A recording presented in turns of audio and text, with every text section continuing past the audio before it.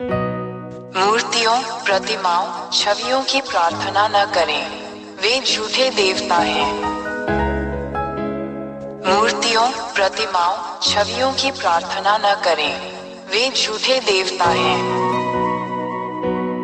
मूर्तियों, प्रतिमाओं, छवियों की प्रार्थना न करें, वे झूठे देवता हैं। मूर्तियों, प्रतिमाओं, छवियों की प्रार्थना न करें, वे झूठे देवता हैं।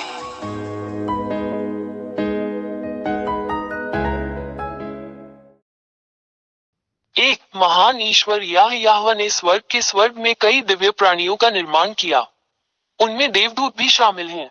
दो ऐसे स्वर्गदूतों के समूह हैं जिन्होंने महान ईश्वर याहवा के विरुद्ध विद्रोह किया।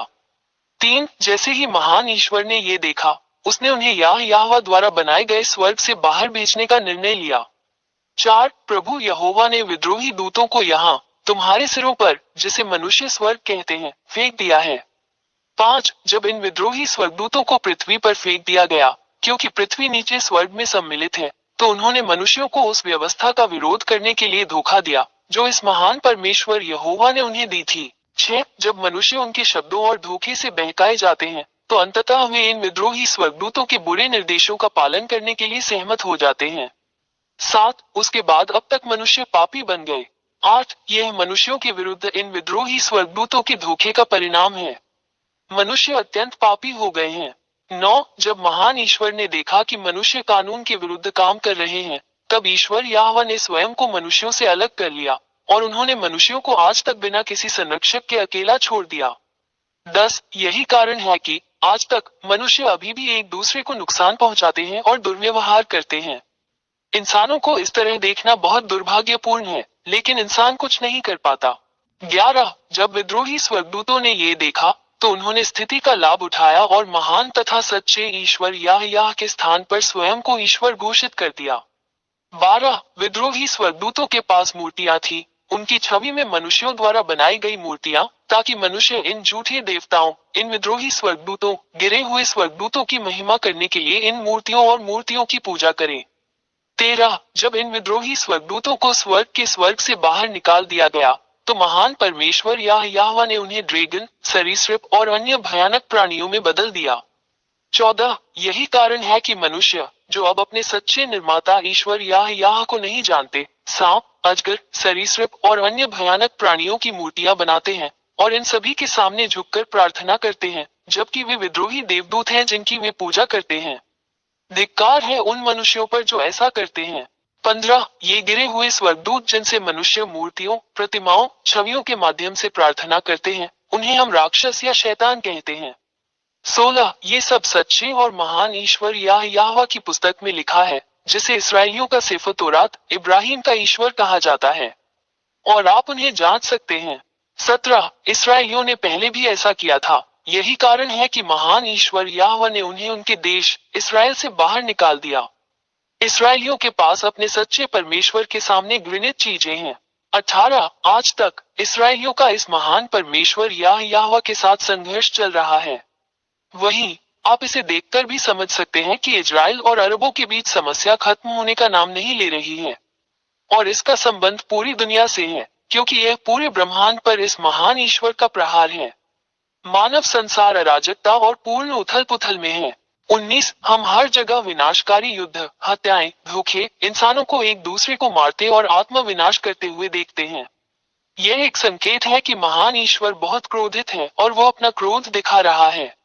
20 हम आपको शीघ्र ही एक स्टैंड लेने, अपने उद्धार के लिए बपतिस्मा लेकर महान ईश्वर याहवा के साथ एकजुट होने के लिए आमंत्रित करते हैं, क्योंकि इस ग्रह पृथ्वी का विनाश पहले से ही यहाँ है। यही कारण है कि मैं आपको ये सब बताने के लिए यहाँ हूँ, क्योंकि विनाश अब अपरिहार्य नहीं है। जरा बच के, यदि आप इन शैतानों और राक्षसों की पूजा करना जारी रखते हैं, तो सच्चे ईश्वर का प्रहार आप पर पड़ेगा, जैसा कि इसराइलियों पर हुआ था।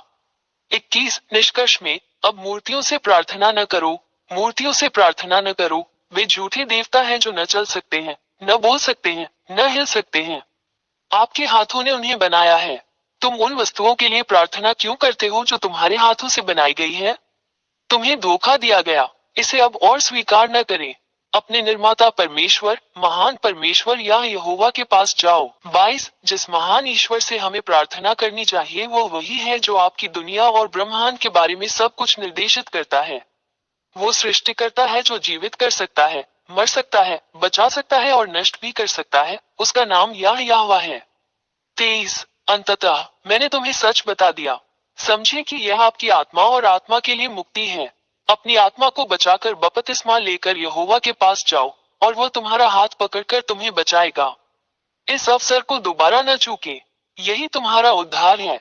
अब और संकोच न करें, अपनी आत्मा बचाएं। 24 अब मत डरो। इस महान ईश्वर याह के सामने कोई भी झूठा देवता टिक नहीं सकता। वो महान ईश्वर है और उसके सभी वचन पूरे होते हैं। इसका प्रतिकार कोई नहीं कर सकता। आप इस धरती पर जो कुछ भी घटित हो रहा है उसके साक्षी हैं। उन्हीं की बातें सच होती हैं। 25 हमेशा YouTube channel Yehoshua TV India और यहोशुआ वेबसाइट पर दी गई शिक्षा का पालन करें। WhatsApp phone 261328666398। टेलीफोन 8588824671।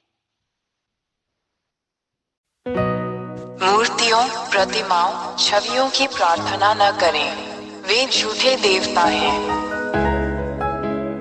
मूर्तियों, प्रतिमाओं, छवियों की प्रार्थना न करें, वे झूठे देवता हैं। मूर्तियों, प्रतिमाओं, छवियों की प्रार्थना न करें, वे झूठे देवता हैं। मूर्तियों, प्रतिमाओं, छवियों की प्रार्थना न करें, वे झूठे देवता हैं।